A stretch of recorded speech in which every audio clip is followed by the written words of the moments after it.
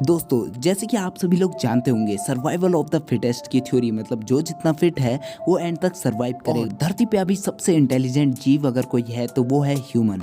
लेकिन ह्यूमन अपने विनाश की सीढ़ी खुद ही बनाया जा रहा है। जहां साइंटिस्टों ने ये सोचा है कि फ्यूचर में ह्यूमन वर्सेस एआई हो सकता है, वहीं 2020 में एलन मस्क ने कुछ ऐसा कर दिखाया जिस वजह से अब ये एआई वर्सेस ह्यूमन एआई हो। क्योंकि एलन मस्क की इस मुहिम के तहत इंसान भी कहीं ना कहीं रोबोट बन सकते हैं। तो क्या है वो न्यूरोलिंक जिस वजह से इतना बड़ा बवाल उठा है? 2020 में एलन मस्क ने एक कॉइन की साइज का कंप्यूटर चिप एक पिग के दिमाग में डाला जिसका नाम गेर्ट्रूड था। तो पिग वही हरकत करने बैठ गया था जो एलन मस्क उससे करवाना चाह रहे थे।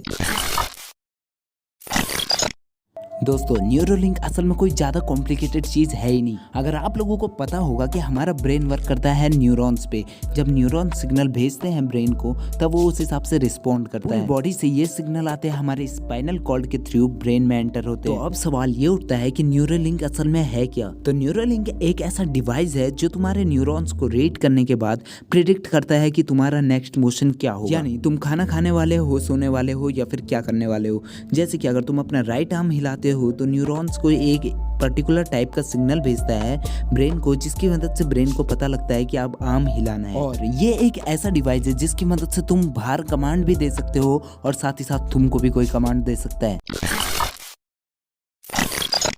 दोस्तों, अगर हम न्यूरोलिंक के करंट सिचुएशन के बारे में समझे तो हमें पता लगता है कि ये काफी तरक्की कर चुका है। क्योंकि स्टार्टिंग ऑफ विद पिग के साथ भी ये एक्सपेरिमेंट किया गया और जब ये 100% सक्सेस हुआ, इसके बाद ये मंकी के साथ किया, जहां भी इसके रिजल्ट काफी अच्छे मिले और इसके बाद अब ये ह्यूमन ट्रायल्स पे आ गया। पर अब केवल एक सवाल आता है कि इसको इंस्टॉल कैसे करेंगे हम अपने अंदर। तो इंस्टॉल करने के लिए पहले का इसका प्रोसीजर काफी अलग था। जब कान के पीछे से हमें एक ऑपरेशन करा के फिर वहां से वायर्स को अपने मेन सेंट्रल ब्रेन में डालना होता था। पर अब ऐसा नहीं है, क्योंकि अब एकदम सर के बीचों बीच इसको इंस्टॉल किया जाता है ऑपरेशन की मदद से। जहां वायर्स काफी ज्यादा पतली होगी और इसको दो तरीके से परफॉर्म किया जा सकता है। पहला विद डॉक्टर जो कि ह्यूमन होंगे और दूसरा बाय रोबोट। और क्योंकि ऐसा भी हो सकता है कि एक स्क्रू फिट करना भूल जाए डॉक्टर, इसीलिए बिल्कुल रिस्क नहीं लेने का, इसीलिए इसमें एआई की मदद ली गई है। और ऐसा नहीं है कि हमें ये रोबोट बनाने में टाइम लगेगा, बल्कि ये रोबोट बन चुके हैं। और एलन मस्क अपने इस प्रोजेक्ट के लिए काफी ज्यादा सीरियस है, क्योंकि वो हर तरफ ट्विटर, यूट्यूब, इंस्टाग्राम हर जगह अपना इसकी पब्लिसिटी करते रहते हैं। अब बात करते हैं इसके एडवांटेज क्या होने वाले हैं। इसका सबसे पहला एडवांटेज तो यही है कि हम ह्यूमन बन जाएंगे सुपर। मतलब अब हमें फोन के ऊपर ज्यादा निर्भर नहीं रहना पड़ेगा, क्योंकि अगर हमें कोई डाटा किसी फोन में या फिर लैपटॉप में डालना हो तो हम केवल अपने ब्रेन के थ्रू डाल, जहां हमारा टाइम, सोर्स और यूटिलिटीज कम कंज्यूम होगी। दूसरा इसका एडवांटेज हो सकता है मेडिकल फील्ड में, क्योंकि जहां लोग पैरालाइज हो जाते हैं तो पैरालाइज होने के बाद बॉडी सिग्नल ट्रांसफर नहीं कर पाती, जिस वजह से ब्रेन को पता नहीं लगता कि हमें लेफ्ट या फिर राइट वाले लेग या फिर हैंड को मूव करना है। पर वहीं जब ये सिग्नल ब्रेन को इस मशीन के थ्रू मिलेंगे तो उसके बाद तो वो मूव करेगा। इस वजह से मेडिकल के क्षेत्र में ये काफी काम करने वाला है। अब इसकी जो बैटरी लाइफ है अभी 1 दिन की है, मतलब 1 दिन के बाद तुम्हें इसे चार्ज करना होगा। तुम मैसेजेस एक दूसरे को ट्रांसफर कर सकते हो, लेकिन इसमें काफी ज्यादा डिसएडवांटेजेस भी है जो कि अब हम डिस्कस करते हैं।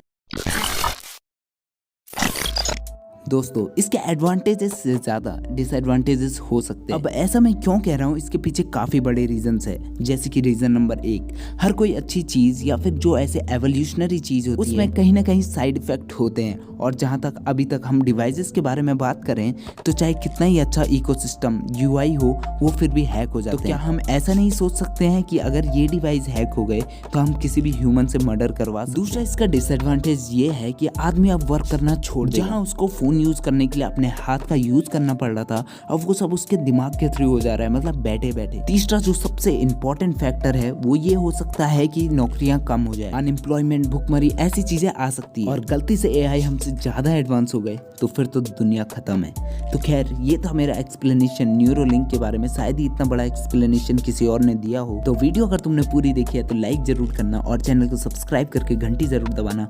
और मेरे वीडियो में क्या कमी है ये कमेंट करके जरूर बताना।